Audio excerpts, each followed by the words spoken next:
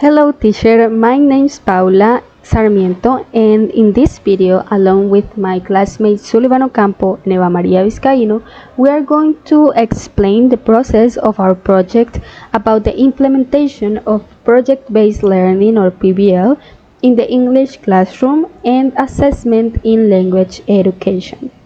To give a little bit of an introduction, we designed this project, or it is born from the necessities of getting along with the new educational processes that are running our society. Here, we will try to make a significant way of teaching in order to get a significant way of learning.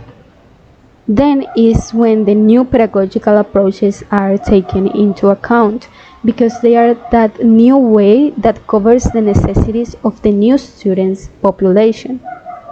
One of the most relevant in this matter is the project-based learning, which we are discussing now, which is a student-centered approach that enhances meaningful learning through exploration of real problems. In English teaching, the PBL communicative competences are focused on the use with authentic tasks that require collaboration and, of course, critical thinking.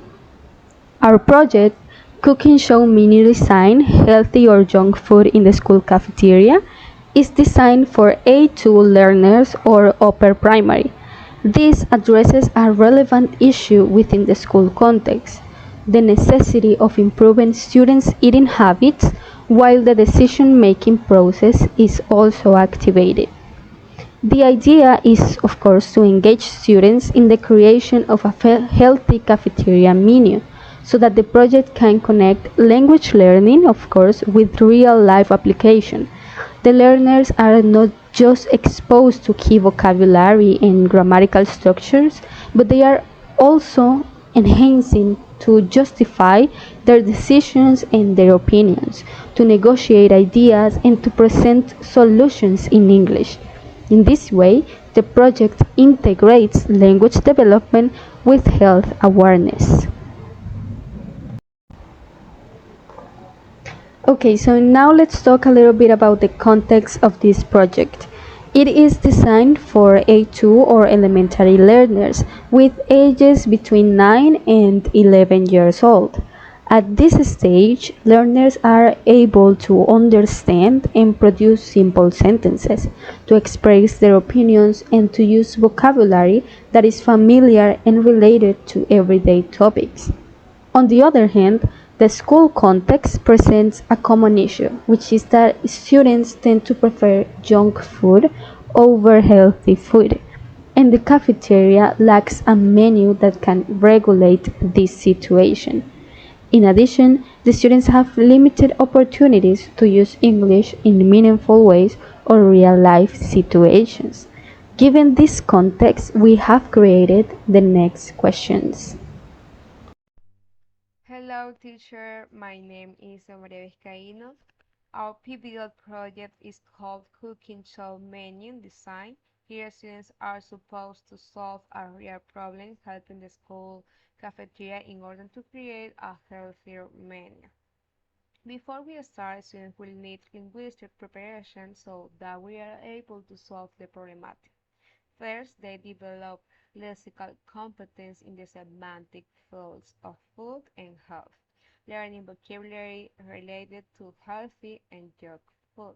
Second, they practice structural control of the target grammar. Then, students work with the driving question of the project is, what should our school cafeteria include in a healthy, student-approved menu and why? This question guides the whole project, is open-ended. Students can propose different menus, but they need to explain and justify their ideas in English. This question also encourages students to use the target language structures, which should, which shouldn't, and because. Through this structure, students express opinions, use reason, and practice persuasive speaking. To support the project, students explore 5 questions on healthy food selection, persuasion strategies, evidence from interviews, and the proposal's impact on different audiences. These, these questions help students investigate, discuss, and prepare their final proposal. The final product is a 2 to 3 minutes or representation in the style of a TV cooking show.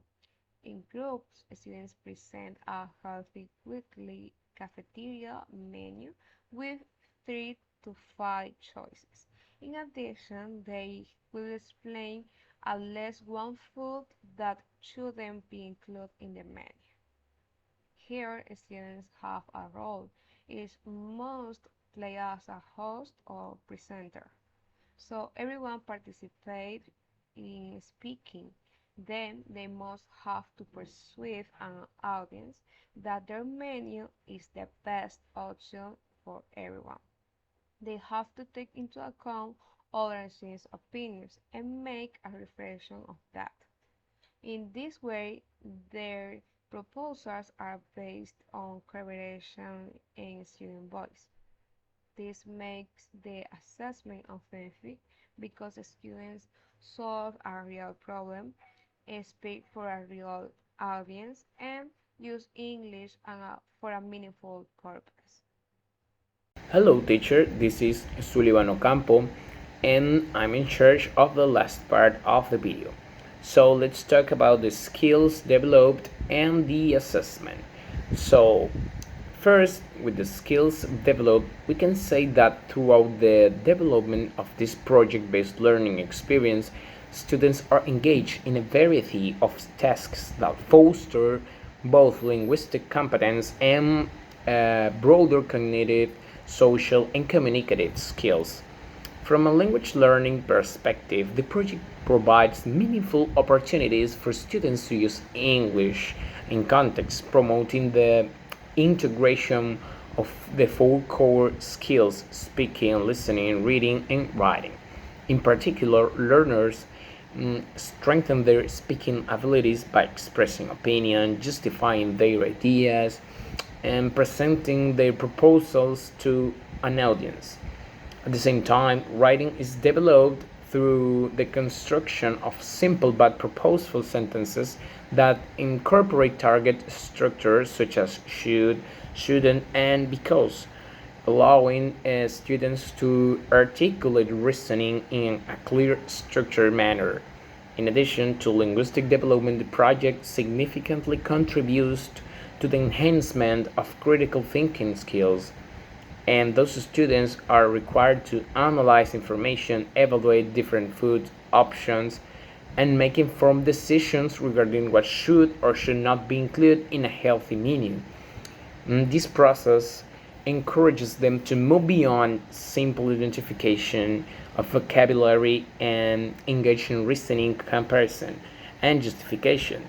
Furthermore, the inclusion of preliminary interviews and audience awareness promotes an understanding of multiple perspectives, reinforcing the idea that language is not used only to communicate, but also to persuade and negotiate meaning. In conclusion, this experience supports a holistic approach to learning which language acquisition is interviewed with cognitive development, social interaction, and real world application. As a result, students do not only improve their English proficiency but also acquire the essential skills necessary to prepare students through this whole new world, which is learning English. Then we have to talk about the assessment. This is the most important part in this project based learning, without any doubt. The assessment happens because the experience is conceived as an integral, continuous process that supports both language development and the achievement of the project in a communicative way.